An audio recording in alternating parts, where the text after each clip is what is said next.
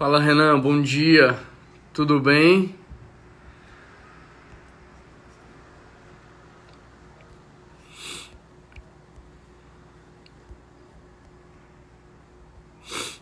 Tudo bem, pessoal? Bom dia. E aí, Samuca, beleza, mano?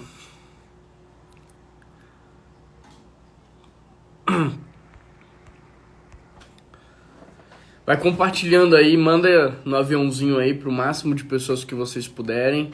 Hoje nós vamos ter uma live bem legal com o Thiago Matos, pastor da Rede, em Dayatuba. Oi, Memé, tudo bem? Como que você está?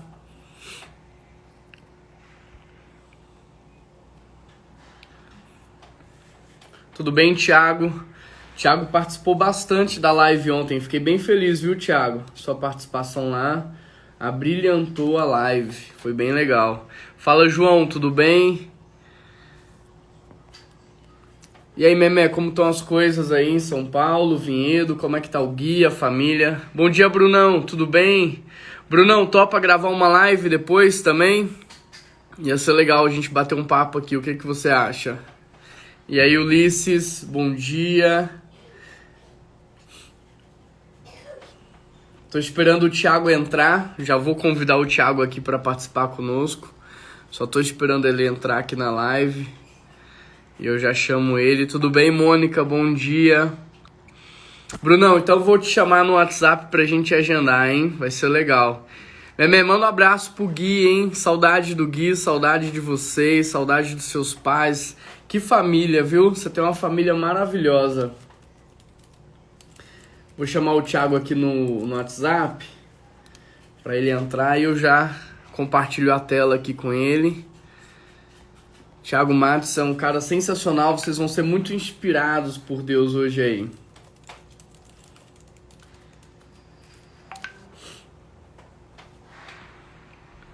Tudo bem, Caleb, Matheus? Bom dia para vocês.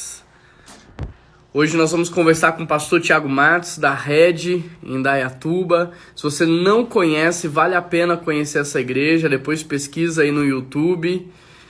Pesquisa o Thiago, um cara inspirador. Tenho certeza que vai abençoar muito a sua vida. Vai compartilhando essa live enquanto o Thiago entra aqui. Tudo bem, Lígia? Bom dia. Bom dia, Augusto. Tudo bem, Ale? Como é que vocês estão? Como é que tá a quarentena? Já separou o cafezinho de vocês aí? Olha essa caneca que linda da PIB-BH. Depois quem quiser uma caneca dessa pode falar que a gente dá um jeito de enviar, hein?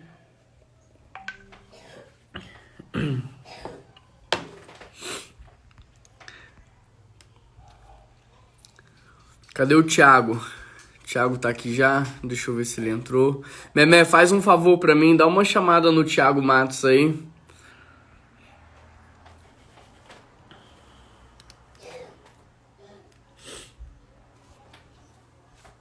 Tudo bem, Léo? Lígia, como é que tá o Murilo? Tá bem?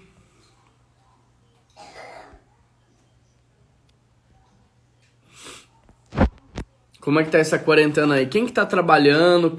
Quem que tá em casa? Quem que já voltou às atividades normais aí? Como é que tá pra você a quarentena? Manda aqui pra gente aqui, pra gente saber como é que vocês estão.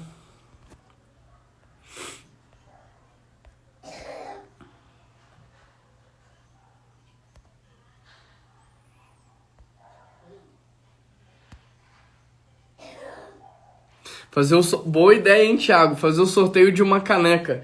A gente tem a caneca e tem a squeeze também da PIB-BH, ó. Boa ideia.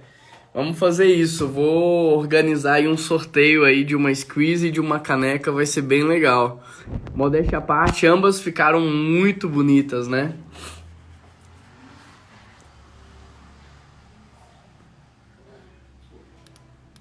Ó, o Thiago tá falando que não tá aparecendo ao vivo pra ele. Pera aí, deixa eu ver se eu consigo chamá-lo aqui de outra maneira. Pessoal que sabe aí como é que faz, me dá uma dica aí. Não, só consigo chamar quem tá ao vivo. Pera aí. Deixa eu ver se eu consigo compartilhar isso aqui com ele. Ele tá tentando entrar lá.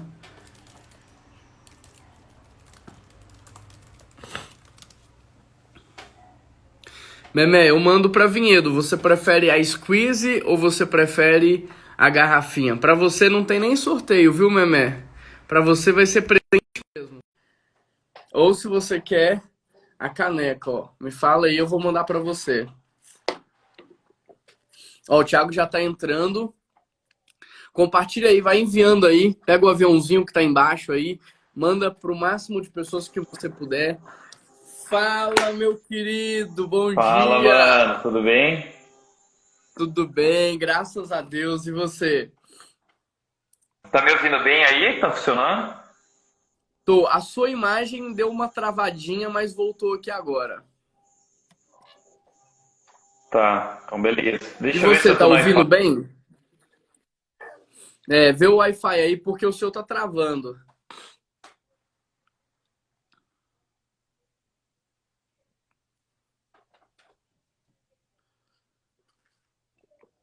Pessoal, o Thiago tá colocando o Wi-Fi dele lá, ó. Por enquanto tá travado, mas já vai resolver aqui e a gente continua. Deu certo, Thiago? Deu certo, você tá me ouvindo direitinho o áudio? Melhorou, melhorou. Tava no 3G, no 4G? Não, tava no Wi-Fi aqui, mas deu uma melhorada aqui. Entendi. Cara, que saudade de você. Muito bom falar contigo, viu? Saudades também, meu querido. Muito bom poder estar Então, junto com vocês aí nesse momento. ontem eu tava gravando com o Gui do Projeto Solo aqui, e a gente tava conversando e lembrando dos cafés na JF, né? E como a Aham. JF ela foi especial na vida da gente, quantos cafés ali, quantos bate-papos, né? É verdade, cara. Altas histórias, altos momentos gostosos pra lembrar, né? Muita saudade. É verdade. Tiago, se apresenta aí pro pessoal da PIB, o pessoal daqui de BH que tá entrando aí também. Tá. Bom, eu sou o Thiago, eu sou um gaúcho, mas um gaúcho macho. É, Depende, é, eu, é gremista eu ou sou torce pro Inter? colorado, cara, sou um Ixi. colorado. Aí numa fase difícil aí com o time, mas não estamos pior que o Cruzeiro, né? Nossa, Então, cara, que fase, mano. ai, cara, nossa, eu lembrei muito de você aí ano passado com tudo que o Cruzeiro viveu, né? Tem vivido, enfim. Ainda bem que você só Mas lembrou e não me zoou. Só não, cara, lembrou, só ficou na não, é que lembrança. a situação é tão feia que eu fiquei com muito mal de zoar, assim, porque não dá nem pra zoar, de tão feia que é. Se você ligasse, a gente ia chorar juntos, eu acho. É. Bom, cara, isso vim para São Paulo quando eu tinha 17 anos, trabalhei em Vinhedo, né, na Igreja Batista Água Viva, do pastor André Fontana, né, que foi nosso mentor aí em comum. É verdade. E trabalhei 11 anos lá, e quando eu estava saindo, acho, da Eva Viva, em 2011, 2012 eu saí, né? Você estava chegando, né? Eu acho que nesse momento, É, né? eu peguei a sua transição, peguei a sua saída. Tá, e vim para Indaiatuba, onde nós começamos a Igreja Red em 2012. E a Red hoje tem 8 anos. Eu conheci a Nath, a minha esposa, aqui em Indaiatuba. A gente já vai fazer em agosto 6 anos de Nossa, casamento. passa rápido, hein? E estamos muito felizes, tanto no casamento, na igreja, vivendo coisas muito especiais. Ainda não temos filhos, mas se Deus quiser, em breve teremos, né? E é isso, acho que essa é a apresentação, hein? O importante é tentar, Thiago. Você tá tentando? Isso que é o mais Eu tô importante. tentando, tô tentando. A quarentena tá ajudando, né? Que bom. Quarentena não é lua de mel, hein? Cuidado. Então. Mas, Thiago, você me inspira muito porque você é um cara muito sonhador, né? Eu até Aham, coloquei uma frase sua aqui que você diz muito e reflete muito a Red, né? Viva o novo. Então, isso aham, é uma mensagem que vocês passam o tempo todo para as pessoas. E a sim. Red hoje é uma igreja muito leve, né? Muito alegre. Então, conta um pouquinho do sonho. Eu sei que você sonhou com a Red lá atrás, na sua adolescência, né? Sim. Bom, para falar da Red, o que que é a Red, sem dúvida eu preciso falar um pouco do meu passado, a minha Aham. história. Eu nasci num lar cristão, e desde cedo, né, frequentando a igreja, IBD, toda aquela coisa de quem nasceu numa igreja séria, né, uma igreja muito séria, uma igreja muito focada no ensino bíblico, assim como minha família também. E quando eu tinha 14 anos de idade, eu tive o meu chamado, e ali eu tive um encontro com Cristo, uma experiência muito especial com Jesus, de madrugada, na sala da minha casa, sozinho em casa.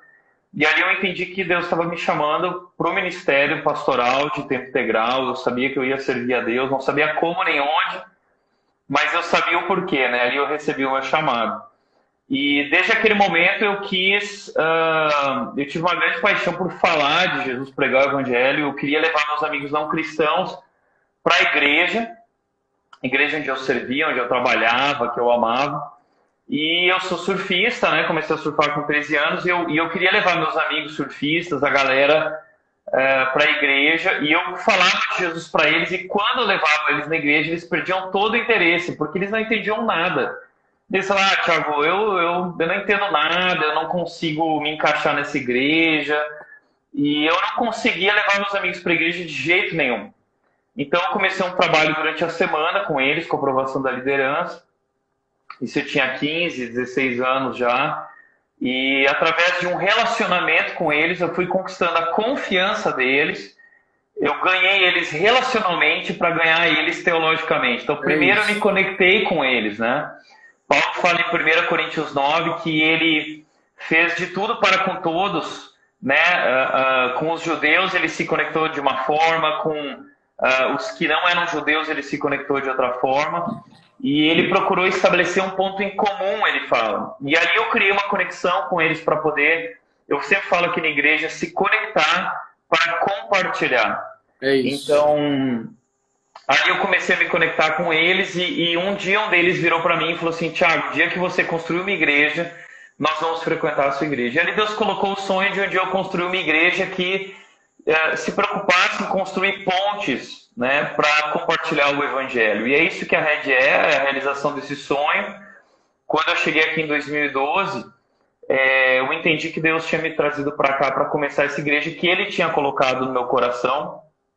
E aí a gente começou a Red, uma igreja biblicamente sadia, né? Essa era a minha ideia, uma igreja biblicamente sadia, como era a minha igreja, como foi a minha história, mas uma igreja também contemporânea, uma igreja que soubesse traduzir para o idioma contemporâneo. John Stott fala sobre isso, né? Que a nossa missão é traduzir para o idioma contemporâneo a nossa mensagem, né? Então, sem abrir mão da mensagem, mas a gente fala muito aqui entre forma e essência, né? A essência é inegociável, a nossa fé, princípios eternos, mas métodos atuais. Então, isso que a Red é uma igreja bíblica, mas é uma igreja contemporânea também, e é uma igreja preocupada em criar essas pontes com o nosso tempo para poder compartilhar, fazer o que Paulo falou, né?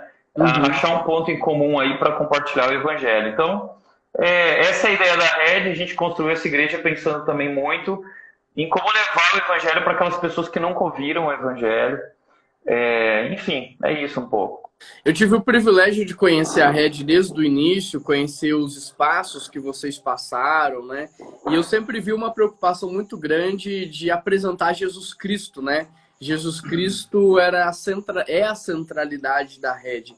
Por isso, talvez a Red é uma igreja tão leve, né?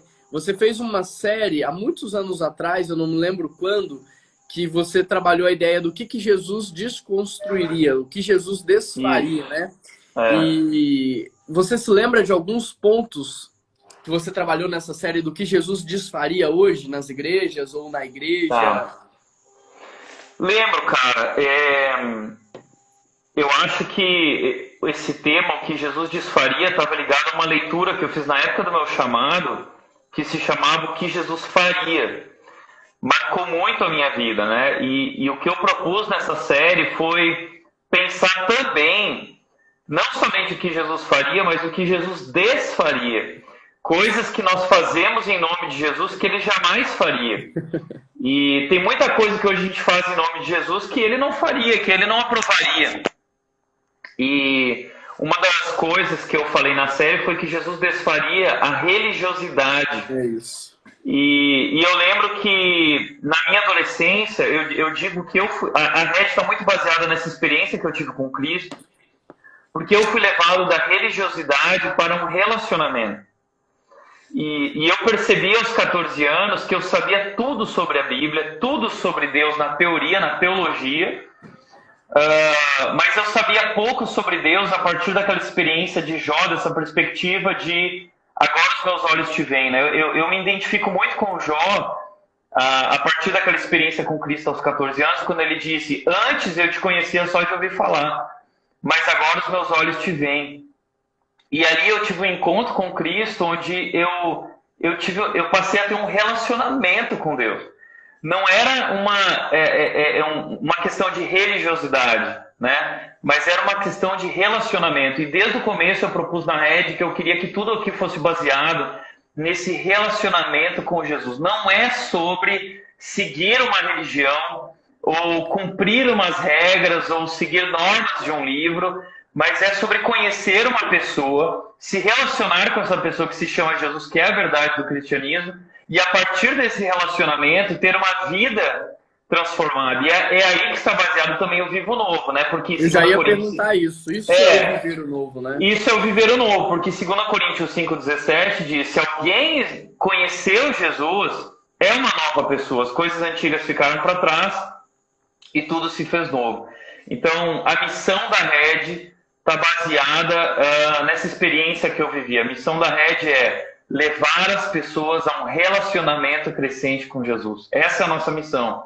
Levar as pessoas a um relacionamento crescente com Jesus. E a gente entende que isso está ligado a Mateus 28, 20, que é a grande comissão, né? Vão e façam discípulos. E o que é um discípulo? Discípulo para nós é alguém que vai conhecer Jesus e vai ter um relacionamento crescente com Jesus, conhecendo Jesus, sendo transformado por Jesus. Então, tudo que nós fazemos como igreja está baseado nessa missão. Esse é o nosso porquê. Tá? Eu sempre digo que muitos pastores me procuram perguntando o que vocês fazem, como vocês fazem. E eu digo, não, essa é a pergunta errada. A pergunta mais importante é por que vocês fazem, né? Não é o que nós fazemos ou como nós fazemos, mas por que nós fazemos. E o nosso porquê está ligado a essa missão de levar as pessoas a um relacionamento com Jesus. E tudo na igreja, tudo, cada detalhe da igreja, cada voluntário da igreja serve por essa missão. Então, o que Jesus desfaria? Jesus desfaria a religiosidade, Jesus desfaria, eu acho que a hipocrisia, né, que a gente vive muitas vezes de uma vida que não condiz com a nossa mensagem. Jesus desfaria o ativismo. Eu acho que a gente viveu durante muito tempo um modelo de igreja baseado no ativismo. Então tem que ter culto na segunda, tem que ter terça, tem que ter quarta, tem que ter reunião, tem que ter isso, tem que ter ministério daquilo. A gente institucionalizou tudo na igreja e não necessariamente isso está produzindo transformação, né? Parece que sobra pouco espaço para devoção. E lá no texto de Jesus, né, no momento dele com Marta e Maria, Jesus fala para Marta, Marta, você está ocupada com muitas coisas, mas somente uma é realmente necessária. E Maria escolheu a que é a mais importante. Qual é a mais importante? É a nossa vida com Deus, a nossa devoção. E a gente precisa, talvez, repensar o nosso modelo de igreja para um modelo que proporcione devoção, piedade e relacionamento com Cristo. Não só fazer para Jesus, mas estar com Jesus. Enfim, acho que são algumas coisas aí, né? Na grande comissão, quando fala para fazer discípulos, eu acho que tem tudo a ver. Fazer discípulos é fazer amigos espirituais, né? A gente aprendeu primeiro levar as pessoas para a igreja, depois ver se ela é salva. Aí, se ela é salva, eu viro amigo e levo ela para minha casa. E esse é o caminho completamente inverso do evangelho. Primeiro é isso, eu ganho uma pessoa para mim, eu ganho a confiança, o respeito, a amizade, eu ganho esse relacionamento, depois eu levo para minha casa para ela ver como eu trato a minha esposa, como eu trato os meus filhos, como eu pago as minhas contas. E nesse relacionar, ela vai encontrar um Cristo na minha vida, um Jesus Cristo na minha vida, ela vai ter esse encontro com ele, e aí eu levo essa pessoa, então, para uma atividade da igreja, enfim, alguma coisa assim. E eu acho que isso é muito legal porque facilita para as pessoas, né? Bom, fazer discípulos, então, é eu me relacionar, eu ser um exemplo, uma inspiração. Isso desmistifica e, ao mesmo tempo, incentiva, porque é muito mais, entre aspas, mais fácil do que a gente imagina. Eu conheço muitas pessoas que estão estudando 4 anos de teologia para depois ir falar de Jesus Cristo, porque não se sente preparado e não compartilham a vida, né? Isso que você falou, pessoas que conhecem muito, mas vivem muito pouco.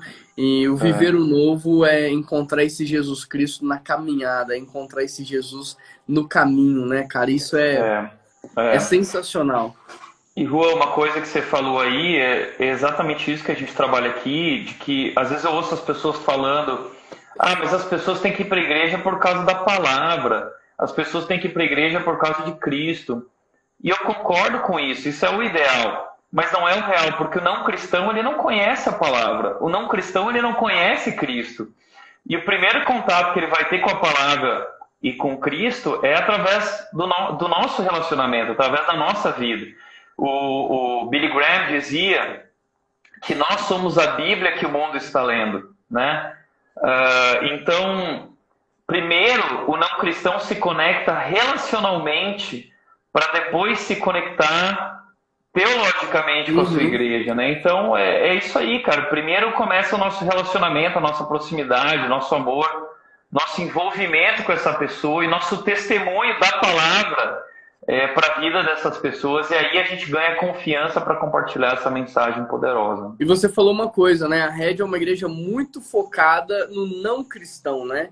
Então, todo mundo que entra na Red vê claramente que tudo é preparado para isso, os ambientes são preparados para isso, né, Thiago? E eu acho que isso é uma coisa que a gente tem que pensar muito, porque o mundo prepara muito ambiente, ambiente hoje agrega muito valor e as pessoas gostam de um bom ambiente e muitas vezes a igreja não se atenta a essa realidade. Então, por exemplo, os meus filhos, eles têm aula e tem quadro interativo e eles utilizam o iPad. Então, eles vivem num ambiente altamente tecnológico e, às vezes, quando vai para a igreja, é aquele quadro de giz, é uma sala mal pintada, são brinquedos mofados. E o não cristão, ele chega, ele se depara com essa realidade, ele não vai voltar. É isso que você falou, ele não conhece a palavra, ele não conhece esse Jesus, ele não tem motivos para ficar, né? Como é que vocês trabalham essa questão dos ambientes irresistíveis aí? Bom, a palavra ambientes irresistíveis para nós é muito importante, ela faz parte da nossa estratégia. E por que isso? Isso pode parecer assustador, assim, né? Como assim, né? Você fazer algo pensando no não cristão. De forma nenhuma a gente está querendo desenvolver uma mentalidade humanista, né? De que tudo é feito para a pessoa gostar. Não é isso. Mas o que a gente entende é que ambientes novos eles sempre são desconfortáveis, tá? Eu sou um cara tímido, talvez muita gente não sabe disso, mas eu sou muito tímido. E toda vez que alguém fala para mim de ir num lugar novo, que eu não conheço as pessoas, eu não quero ir. Eu simplesmente não quero ir. E se eu for, eu vou ficar recolhido na minha, tá? E o que a gente entende é que quem está indo na igreja é um ambiente muito estranho para o não cristão. Por quê? Ele não entende aquelas músicas, ele não entende as palavras que a gente usa muitas vezes, Shalom, a paz de Deus, aleluia, o leão da tribo de Judá.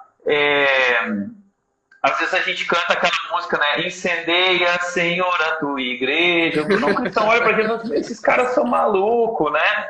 Então, a gente entendeu que a gente precisava ter um ambiente acolhedor para essas pessoas, para não assustar elas. A gente não quer que elas se assustem, a gente quer compartilhar a mensagem cristã que é tão importante. E é como se a gente levasse um visitante na nossa casa. Quando a gente leva alguém em casa, a gente não arruma o lavabo, a gente arruma a sala de estar, A gente quer que a pessoa se sinta confortável ali, para que ela volte, para que ela se sinta bem e fale, ai, que lugar legal, eu fui bem recebida na casa dele. Então, a igreja é a nossa casa, não é a casa de Deus, nós somos a casa de Deus, mas a igreja, aquele local, é a nossa casa como comunidade. E nós vamos receber visitantes ali. E nós queremos, a gente arruma esse ambiente, a gente arruma o banheiro, a gente arruma o lavabo, porque a gente sabe que o ambiente já está comunicando uma mensagem, tá? Então, o que a gente fala na rede é que o palco não é só onde eu estou pregando. O palco é o nosso estacionamento, o palco é o banheiro, o palco é cada ambiente da nossa igreja. Ali a gente já está pregando o evangelho através da nossa excelência. Por quê? Nosso Deus é um Deus excelente. Na criação ele cuidou de cada detalhe. No tabernáculo, Deus ele cuidou de cada detalhe. E cada detalhe do tabernáculo apontava para Cristo, para a redenção. Então, nós, como igreja, nos preocupamos com os detalhes. A gente acredita na máxima de Ludwig Mies, que dizia que Deus está nos detalhes. E a gente costuma trabalhar nos detalhes porque a gente entende que os detalhes já estão apontando para Cristo, já estão trabalhando um ambiente acolhedor. Então, recentemente eu vivi uma experiência com um católico roxo. A rede está lotada de católicos e espíritas que se converteram. Ano passado a gente teve mais de 120 ano passado foram mais de 200 batismos, sendo que muitos espíritas e católicos. E um desses católicos, ele disse que chegou na igreja, ele ficou, não, isso aqui não, tal, se fechou, né? Muitos não cristãos às vezes se fecham para o evangelho. E aí ele foi no banheiro, fugiu, foi para o banheiro. Quando ele chegou no banheiro, lá no banheiro, eu tenho a visão do banheiro, né? O banheiro tem que ser top. E aí tem desodorante, tem Listerine, tem bainha, tem um monte de coisa lá no banheiro. E é tudo bonito, né? O cara disse que chegou no banheiro e viu aquilo e falou assim, não é possível. Esses caras são muito cuidadosos. E eles estão demonstrando amor aqui no banheiro. Ele falou que dentro do banheiro a mensagem alcançou ele. Nossa. E ele voltou transformado do banheiro e falou assim, eu vou ouvir o que esses caras estão falando, porque eles devem ter algo importante para falar. Eu nunca vi isso na minha vida. E ali a gente percebeu a importância dos ambientes irresistíveis para desconstruir, às vezes, preconceitos e paradigmas, para que as pessoas abram o coração para ouvir a mensagem mais importante do mundo. Né? Então, o que eu sempre digo é que o meu papel como pastor é ofender as pessoas com o evangelho. Né? Mas os nossos outros ambientes, eu não quero que eles sejam ofensivos. A gente quer acolher e amar as pessoas. Steve Andrews, ele tem uma frase que é a seguinte: como seria uma igreja onde a única coisa que ofende o não cristão é o evangelho de Jesus? Então, o evangelho ofende, a verdade, a palavra ofende, a palavra corrige, mas os nossos outros ambientes são acolhedores, amorosos, a gente mostra o amor de Jesus ali. É isso. Sensacional. E, Thiago, você é um cara improvável, né? Um menino do Sul, com uma história normal, um menino normal, e que Deus está fazendo sobrenatural, né? E a gente tem visto muito acontecer isso, igrejas improváveis, pessoas improváveis, e eu acho que isso é muito legal, porque, de certa maneira, para quem está nos ouvindo, possibilita viver esse sobrenatural, viver esse novo também, né? A gente, às vezes, espera ser um grande herói, fazer uma grande coisa, e, às vezes, Deus tem um propósito para as nossas vidas e a gente negligencia isso em torno daquilo que é macro e a gente não entende que são pequenos passos, né? Na sua vida, nem tudo começou grande, assim. Você veio para São Paulo estudar, deve ter passado lutas, dificuldades, depois foi seminarista de uma igreja, várias lutas, dificuldades, histórias que quem escuta hoje fala assim, mano, não ia dar certo como pastor esse menino, né? Cada história. Então, ver o que Deus está fazendo hoje é muito legal. O que você poderia dizer para o pessoal em relação a isso? Cara, você usou a palavra certa, a palavra que eu uso, eu sou improvável, eu não tenho nenhum grande talento, eu nunca fui aquele cara que se destacou grandemente, nunca fui popular, tive dificuldades financeiras em toda a minha história com relação ao chamado, indo para o seminário. Deus cuidou de cada detalhe, Deus supriu, mas sempre foi muito, foi um desafio. Quando eu cheguei em Vinhedo e o André decidiu investir na minha vida. Hoje eu olho para trás e eu não sei o que o André viu. Eu acho que, na verdade, ele não viu nada. Ele viu um problema e não sabia como se livrar. É brincadeira, mas realmente, cara, eu tinha tudo para dar errado. Eu me sinto muitas vezes como Davi, como Moisés, né? Todo mundo olhava e falava assim, não, né? Inclusive, eu tenho uma história. Quando eu cheguei em Indaiatuba, uma das pessoas que fazia parte do grupo inicial aqui virou para mim e disse assim: você não é a pessoa certa para essa igreja. Você não é o cara para essa igreja. E aquilo caiu profundo no meu coração, me machucou a princípio, né? Mas hoje eu entendo aquelas palavras e eu concordo com aquelas palavras. Hoje eu tenho plena convicção de que eu não era o cara certo para essa igreja. Mas hoje eu também entendo que Deus me escolheu exatamente por isso, porque Deus não queria o cara certo, né? Porque não existe a pessoa certa. Deus me escolheu porque eu era um improvável, e os improváveis são um palco perfeito para Deus mostrar o poder dele, né?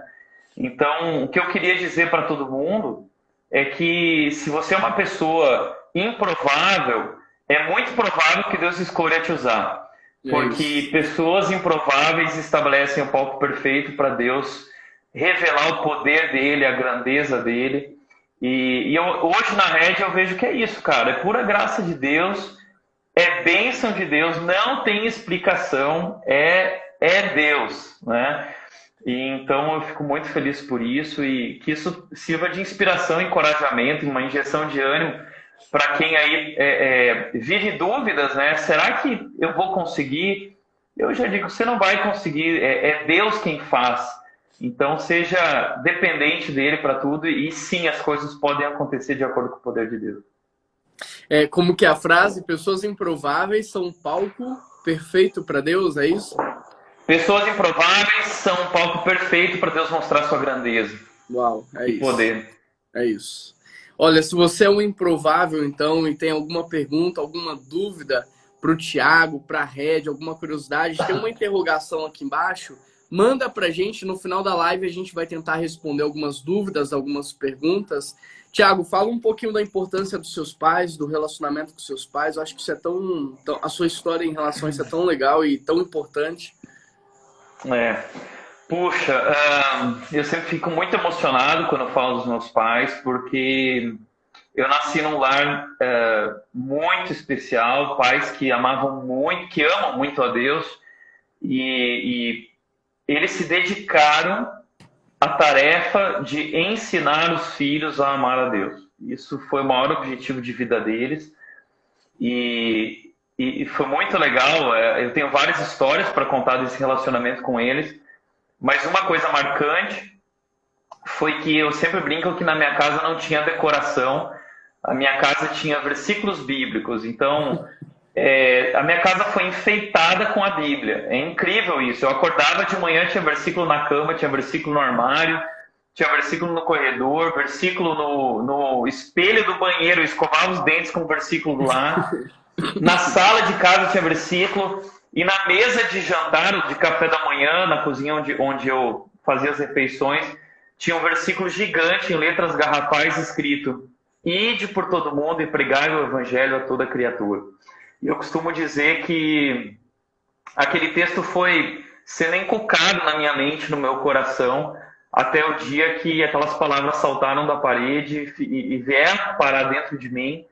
E eu cumpri aquele chamado, ide, né? Faz parte da minha vida hoje. E foi graças aos meus pais que estiveram ali batalhando, trabalhando, orando e instruindo a gente no caminho do Senhor, ensinando o caminho que nós deveríamos andar. E meu pai praticando culto doméstico toda semana em casa. Histórias muito legais, né? Como a coroação da rainha do lar. Um dia nós coroamos a nossa essa história mãe. É muito linda. Um dia meu pai chamou a família, a gente separou lá uma cartolina, cedro, uma coroa, e meu pai fez minha mãe sentar no trono, que era o sofá lá de casa, e ele disse: olha, agora nós vamos fazer a coroação da rainha do lar. E aí nós entramos, eu e meus irmãos, coroamos ela, e aí meu pai disse: olha, essa mulher é a parte mais importante do nosso lar, vocês devem respeito a ela, ela é muito importante na minha vida, é a mulher da minha vida, eu amo ela mais do que eu amo vocês. E, caramba, aquilo ali marcou minha vida, me ensinou como amar a Nath, a minha esposa. Então, eu tenho muitas histórias para contar dos meus pais. Tem uma engraçada também, Rô, que eu lembro que eu aprontei na escola, eu sempre aprontei muito. Muito. E uma vez, meu pai me deu um cheque para levar a mensalidade para a escola e eu tinha que entregar para a professora. E eu, cara, minha mochila era um buraco negro, cara. O cheque sumiu lá dentro e eu nunca entreguei. Depois de 2 meses, a professora perguntou: Thiago, teu pai falou que mandou alguma coisa? Eu falei: não mandou. Tal. Eu fiquei apavorado, cara. Joguei no lixo que tinha virado picadinhos o cheque lá dentro. E aí, cara, a casa caiu, a diretora descobriu, tal, não sei o que, ligaram para os meus pais. Eu menti para todo mundo. Achando que ia me safar. Eu tava na 4ª série do ensino fundamental. E aí, cheguei em casa, cara, tomei uma surra, porque eles ligaram pro meu pai, tomei uma surra, apanhei. Aliás, eu apanhei muito de chinela havaianas, varinha, cinto, de tudo. E aí, cara, no outro dia, meu pai fez eu acordar cedo. A gente passou numa floricultura, a gente comprou 2 buquês gigantes de flores. E aí eu parei na frente da escola com a minha mochila, 2 buquês gigantes de flores. Entrei na frente de toda a escola com os 2 buquês. Nossa. Meu pai fez eu ir até a diretoria e eu pedi perdão para a diretora, dizendo: eu nunca poderia ter mentido. Me perdoa por isso. Fui até a professora na frente de toda a sala de aula e falei assim: olha, eu nunca poderia ter mentido, eu errei, me perdoe por isso. E, cara, experiências que marcam a nossa vida profundamente, né? Ali eu aprendi uma grande lição sobre a mentira. Então, tem muitas histórias assim para contar, né? E meus pais, eles amam muito a Deus e eu sou muito grato a Deus pela vida deles. Nossa, que história, mano. Seus pais são sensacionais mesmo, assim, são uma inspiração. Até o Zica tá perguntando aí, o pastor Zica tá perguntando se você já fez isso com a Nath ou tá esperando os gêmeos chegar. Cara, tô louco pra fazer isso também, eu não vejo a hora de ter filhos. Mano, agora ora aí, hein? Eu vou orar, mano, com imposição de mãos. Aqui ela tá me cobrando aqui também fazer pra ela, mas eu tô esperando os meninos ficarem um pouquinho maiores para eles gravarem isso e ficar marcado no coração deles também. Que legal, Thiago, que legal. Aí, os seus pais foram muito importantes na sua história, né? E não só os seus pais, mas os seus mentores também, né? Que até certo ponto exerceram até uma função paternal também, de cuidado, de amor, de zelo e tudo isso, né? Qual que é a importância aí dos seus discipuladores, dos seus mentores, das pessoas que têm te acompanhado? Tá. Rua, só antes de responder, é só lembrar uma para mostrar que a tarefa dos meus pais ainda não terminou, né? Eles aprontaram mais uma aí recentemente. Há 1 mês atrás, quando surgiu a notícia do corona, né? Meus pais estão lá no Rio Grande do Sul, eu estou aqui em São Paulo. Meu pai mandou uma mensagem com algumas fotos e ele falou o seguinte: olha, estamos na última etapa da nossa vida e eu cumpri todos os ciclos da minha vida bem e quero cumprir essa última etapa também muito bem. Então eu deixei tudo pronto, né? Tudo com relação a vocês está pronto. Todos os documentos, todas as certidões, tudo que a gente tem como família, eu separei tudo em pastas, bem documentados, tudo que vocês precisarem. Se um dia acontecer algo comigo ou com a sua mãe, tá aqui a foto, tá aqui o lugar, tá aqui as senhas, tá aqui tudo que vocês precisam para não dar trabalho nenhum para vocês. Então, isso mexeu muito com a gente, né, nós filhos, porque nós temos pais que são muito sábios, muito sérios com Deus, e até nesse momento, na última etapa do ciclo da vida deles, eles ainda estão pensando nos filhos e como facilitar o caminho dos filhos, né? Então, eles nunca foram um peso para nós, nunca serão. Nós temos, para nós vai ser um privilégio poder cuidar deles agora no final da vida, mas ainda assim eles continuam pensando no outro. E eles têm nos abençoado muito. Aí eu desafio os pais a pensarem nisso, né? A não serem um peso para os filhos, mas serem de fato pais que abençoam, pais que são sábios.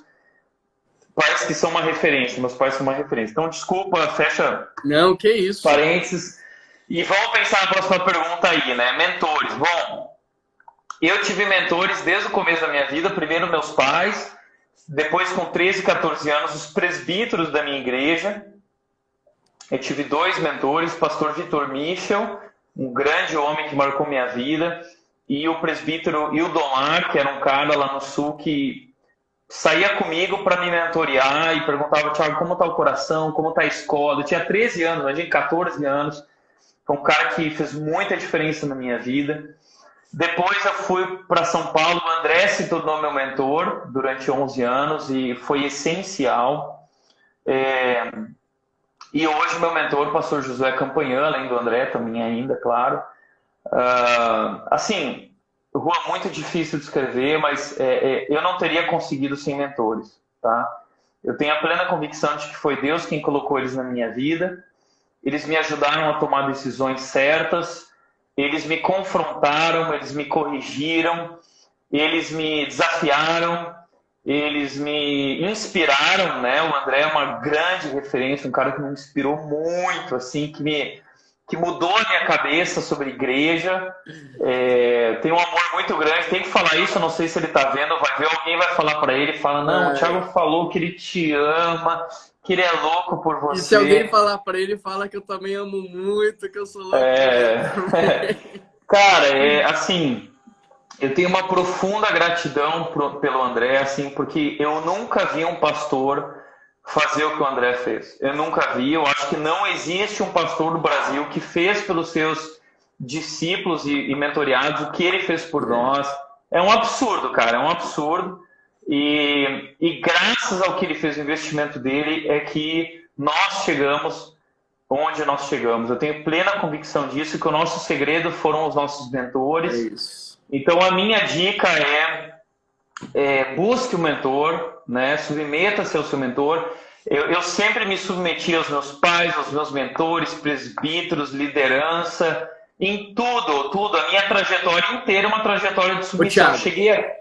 E na mentoria essa palavra é tudo, submissão, tudo, né, cara? Tudo. Exatamente, cara. Então, como você chegou até aí, Thiago? Eu só me submeti, cara. Eu obedeci meus mentores e cheguei aqui. Então, Deus usou a vida deles para me guiar. E uma outra coisa, Rua, que recentemente, esse é o papel do mentor também, o Josué Campanhã estava na igreja lá e ele viu o que tem acontecido na rede, grandes coisas Deus tem feito aqui. E ele me mandou uma mensagem no mesmo dia, celebrando o que Deus está fazendo, e falou assim: eu quero conversar com você essa semana. Cara, foi muito legal, porque eu cheguei para almoçar com ele, o Josué Campanhã abriu o caderninho dele e falou o seguinte: Thiago, eu já vi muitos pastores viverem o que você está vivendo, e perderem o coração sincero, se perderem no meio do caminho. Então, hoje eu estou aqui para te mentorear e para fazer perguntas difíceis na sua vida, porque eu quero te ajudar a manter um coração obediente, um coração puro, simples, humilde diante de Deus. E eu fui extremamente confrontado pelo Josué, mas aquela confrontação extremamente amorosa, no bom sentido de um mentor que quer ajudar um pastor a não se perder no meio do seu caminho, da sua trajetória. E isso é extremamente importante. Então, cara... show, muito legal. É muito bom ter mentores e esse é o papel dele. É um privilégio, né? E você falou uma coisa assim: eu não sei o que o André viu em você, eu também não sei o que o André viu em mim, e a gente não sabe explicar o que ele vê de fato nas pessoas. Eu acho que é Deus que mostra alguma coisa, porque são situações completamente inexplicáveis, né? Quando eu conheci o André, seminarista, sem nada para oferecer. E o engraçado é que ele fez uma oração. Eu estava vivendo um momento difícil, tinha acabado de chegar em São Paulo, e ele fez uma oração lá na FLAN, no JV, falando assim: Deus, coloca alguém para cuidar desse casal aqui em São Paulo. E ele fala que no caminho para Vinhedo, Deus falou: você é a resposta da sua oração, né? Então, esse encontro mentor e mentoreado, ele é um encontro espiritual, é de fato algo que Deus está direcionando. E a palavra, Thiago, para mim também sempre foi submissão. Não é fácil se submeter, não é fácil ser submisso, né? Em alguns momentos o André é sempre muito firme nas convicções dele, vinha e a sim. gente falava assim, cara, nisso daí não vou. Nessa área aí eu não vou abrir mão, não vou fazer isso. E depois passava algum tempo, eu acabava abrindo mão. E hoje eu olho para trás e falo assim, cara, graças a Deus eu me submeti. Uhum, O André me uhum. fez devolver um apartamento que eu havia comprado. Eu tinha passado numa assembleia, numa igreja, para assumir uma igreja em Santa Bárbara do Oeste. Ele fez eu declinar do convite. E, É, e no momento eu fiz por submissão. Eu não fiz porque eu queria fazer. Eu fiz por submissão. E hoje eu olho para trás e falo assim, cara, graças a Deus que eu ouvi o sim. André, que eu segui as É, instruções, porque ele sabia o que ele estava fazendo, né? Eu é, olhava de maneira muito presente. Ele conseguia enxergar coisas com a experiência dele que eu não estava enxergando. Então, sou muito é. grato a Deus por tudo que ele fez até hoje, né? Ele continua. Você está falando do papel do Josué aí. Outro dia ele me mandou uma mensagem e eu apaguei alguns posts de stories que eu tinha feito por uma atenção que ele me chamou de algo que eu não estava percebendo. Então, até hoje ele continua exercendo um papel assim. E que a gente, Legal. Thiago, eu e você, que a gente consiga reproduzir um pouquinho disso que a gente recebeu, né? Que a gente consiga compartilhar um pouquinho disso que a gente recebeu, porque de fato foi um presente de Deus aí nas nossas vidas, né? Nosso papel agora é continuar fazendo isso com outros, né?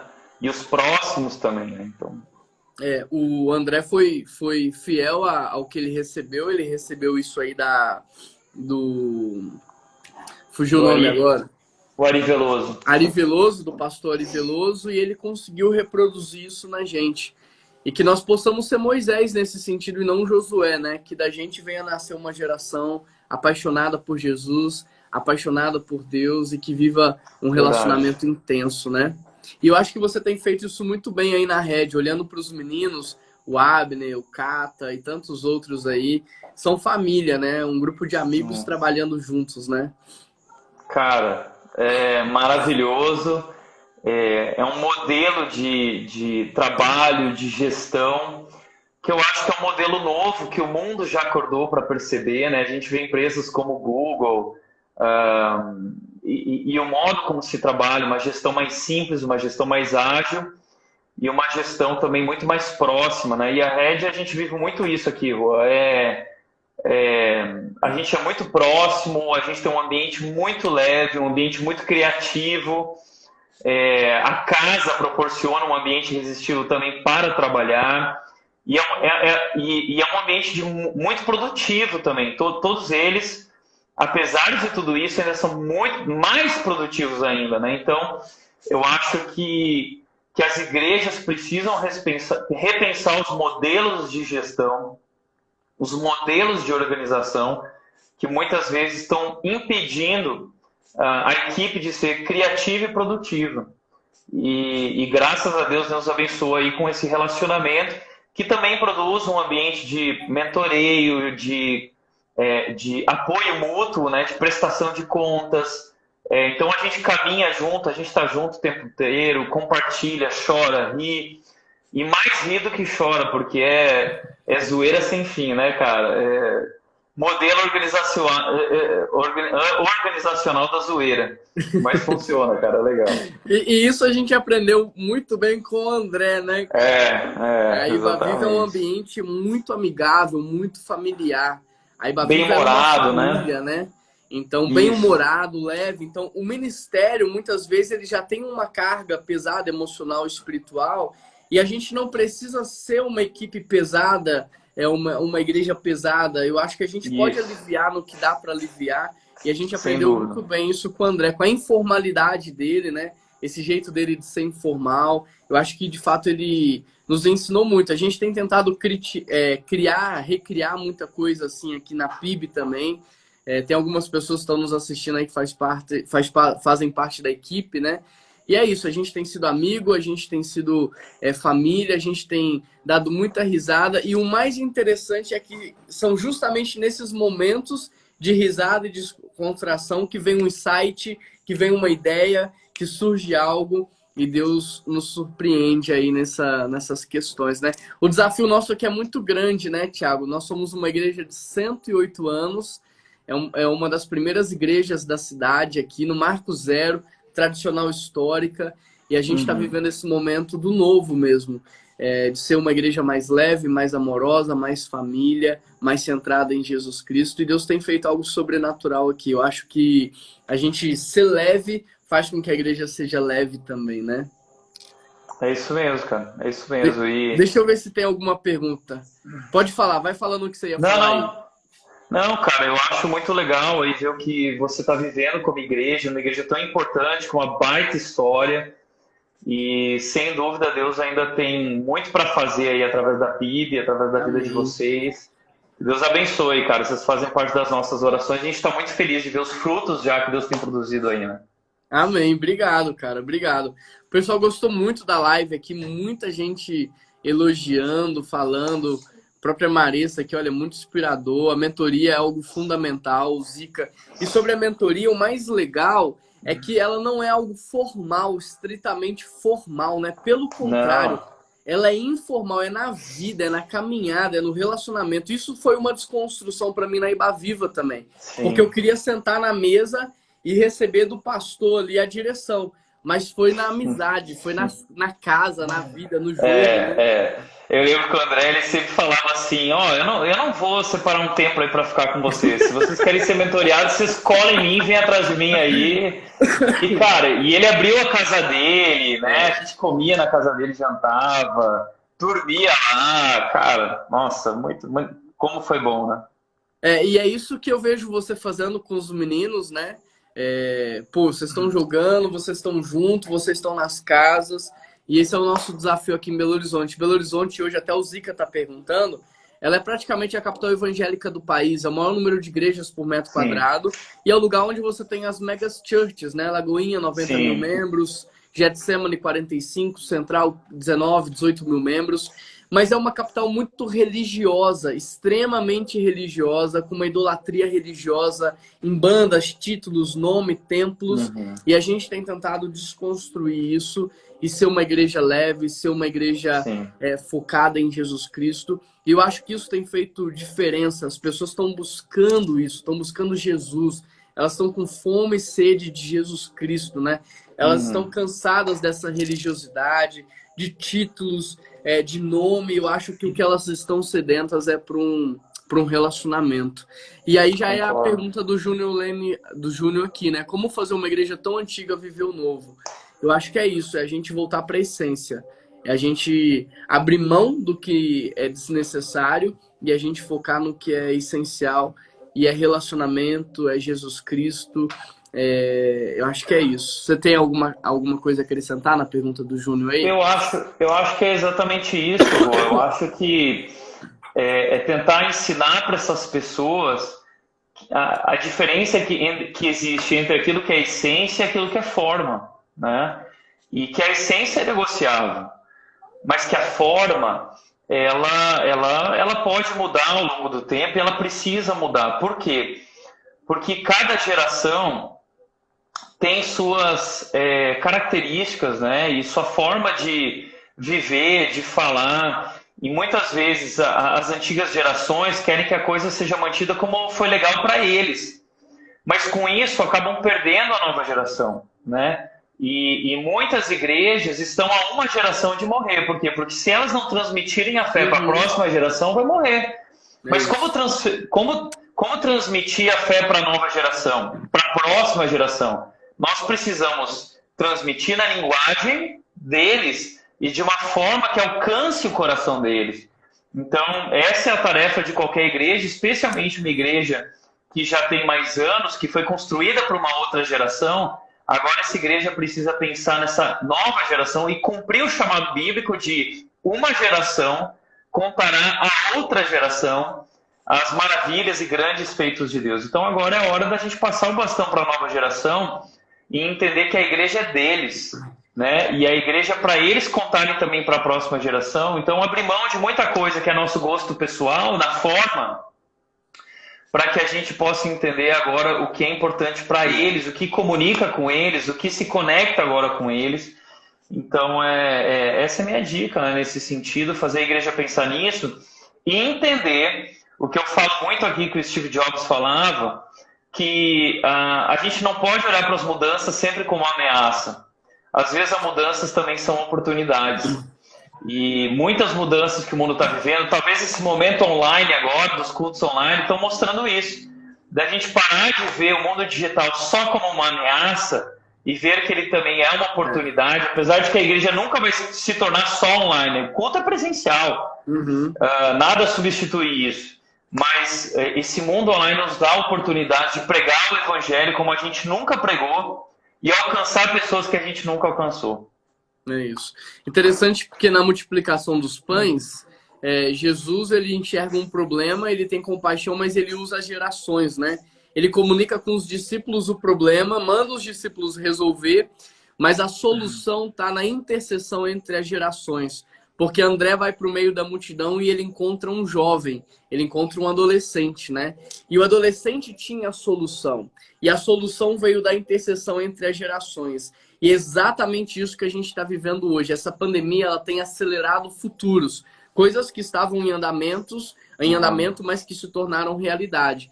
E para mim, por exemplo, na minha situação aqui, a solução foi na interseção entre as gerações. Os mais velhos têm experiência, eles enxergam o problema, eles enxergam o futuro, mas a solução das lives, da gravação, da edição, da comunicação, está vindo de onde? Está vindo da nova geração. Então é a gente envolver as gerações no trabalho da igreja, é a gente comunicar com as gerações e a gente construir uma igreja para eles, porque na minha igreja a minha geração está salva, a geração dos meus pais está salva, conhece Jesus Cristo, mas está nascendo uma geração que nem ouvir falar de Jesus Cristo está ouvindo. E aí, se eu não pensar esse ambiente, essa tecnologia, se eu não pensar em tudo isso, a igreja vai ser um lugar completamente estranho e eles não vão entrar ali, né? É verdade. Tiago, tá quase acabando aqui o nosso tempo, com 1 hora o Instagram encerra a live, mas eu queria agradecer muito a sua generosidade aí de participar desse momento conosco, de nos inspirar com a sua vida, com a sua história, com a história dos seus pais. Não tem a ver com você, tem a ver com o que Deus está fazendo através das gerações, através da sua família, né? Deus é um Deus que trabalha com famílias, e isso é lindo de ver. Agradecer a sua amizade, a gente já caminha junto aí há alguns anos, e para mim essa amizade é muito importante. E muito obrigado. Obrigado por todo mundo que está aqui ouvindo a gente, participando dessa live. Que Deus abençoe muito vocês. É um privilégio ter vocês aqui. E conte comigo, conta com o Thiago aí. O que vocês precisarem, a gente está à disposição para caminhar junto. Né, Thiago? Você quer despedir aí do pessoal também? Cara, eu quero agradecer por esse momento. É um privilégio estar batendo esse papo contigo. Um cara que eu amo muito, que eu admiro. Que eu sempre falo para ti, né, o potencial que você tem como pastor é realmente incrível. E então é um privilégio ser teu amigo, agradeço a Deus pela tua vida e a gente está muito admirado de ver o que Deus tem feito aí na PIB. Amém. É impressionante mesmo, cara, muito feliz. Deus continue te usando, Deus continue te guardando, Deus continue te abençoando e fazendo a PIB cada vez continuar sendo essa igreja que é uma igreja que tem uma história e que tem muito mais história ainda para viver e para fazer aí nessa cidade. Então, Deus te abençoe. Valeu, pessoal. Tamo junto, que nem o Rô falou. Quem precisar da gente aí, conta com a gente. Deus abençoe todos vocês. Amém. Manda um abraço pro Abner, pro Cata, para esse time maravilhoso da Rede aí de comunicação também, que está participando aí da live. Deus abençoe muito vocês. Um grande abraço e até a próxima, viu? Tamo junto. Valeu, pessoal. Tamo junto. Falou, tchau, tchau. Falou.